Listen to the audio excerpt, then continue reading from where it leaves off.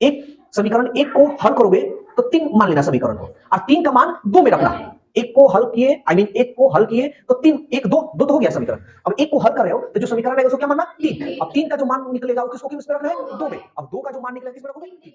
Exercise 3.3 पे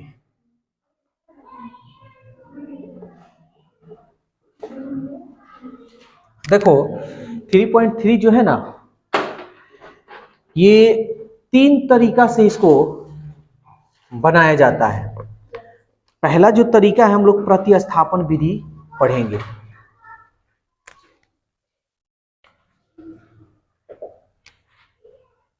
one का पहला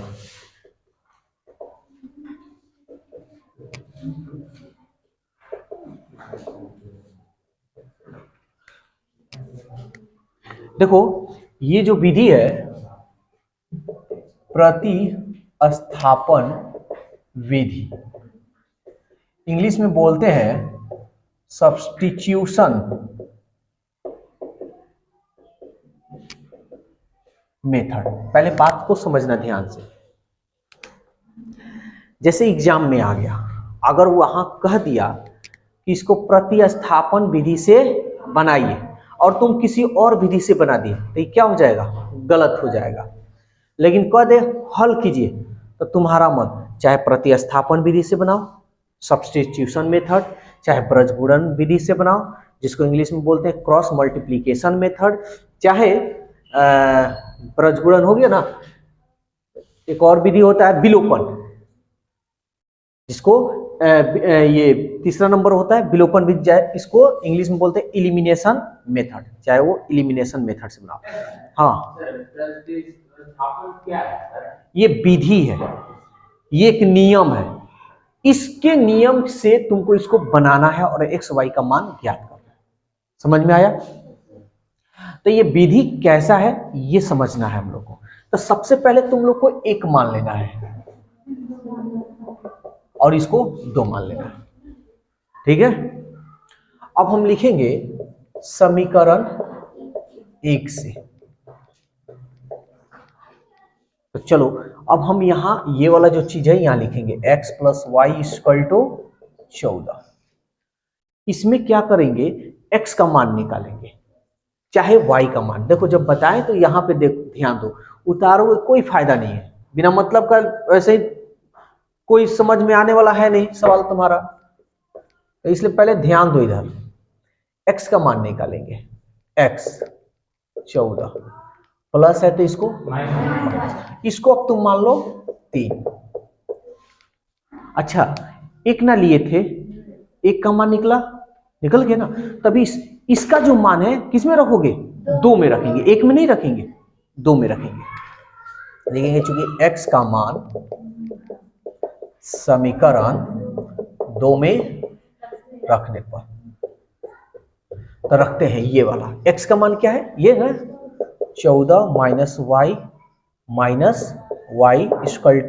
4। बेसिक स्ट्रॉन्ग होना चाहिए, बेसिक मजबूत है। अब यहां से बेसिक चीज आ गया, अभी इसको जिनका बेसिक कमजोर है उनको समझ में नहीं आने वाला। हाँ, कोई दिक्कत है? 14, ये देखो दोनों माइनस में, तो जोड़ेंगे -y - 2y = 4। 14 को इधर भेज दो, -2y, 4 प्लस को इधर भेजोगे तो माइनस। कल ये अभी चल रहा है ना बेसिक मैथ में, यही सब बता रहा है। -2y, ये 2 बड़ा है, घटाएंगे ना, 14 में से 4 गया -10।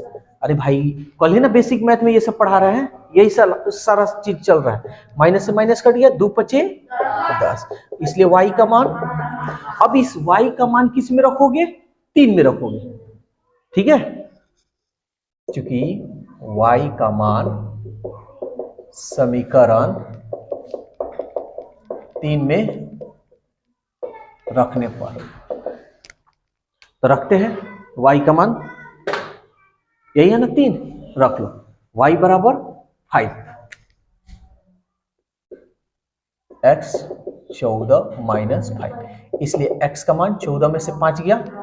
यहां तक कोई दिक्कत, काम कंप्लीट। x का मान 9 और y का मान 5 है ना, यहाँ पे 5। ये मेरा आंसर हुआ। समझ में आया? अब एक बार रिपीट करते हैं नियम को, समझो।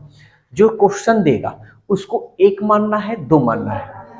एक को हल करोगे तो एक तीसरा समीकरण निकल जाएगा। तो इसका जो मान, एक को ना हल किए हो तो एक को हल किए हो तो ये मान निकला है, तो इसको किस में रखना? दो में। और जब दो का मान निकलेगा तो उसको किस में रखना? तीन में। फिर से रिपीट करते हैं, समझो फिर से। एक समीकरण एक को हल करोगे तो तीन मान लेना समीकरण को, और तीन का मान दो में रखना। एक को हल किए, एक को हल किए तो तीन, एक दो, दो तो हो गया है समीकरण।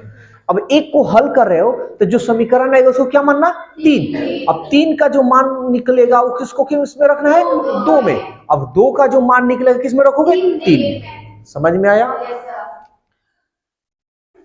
एक को हल किए तो तीन मानेंगे, इसका मान सीधा दो में रखेंगे, दो को हल करेंगे फिर तीन में रखेंगे, कोई दिक्कत? बन जाएगा।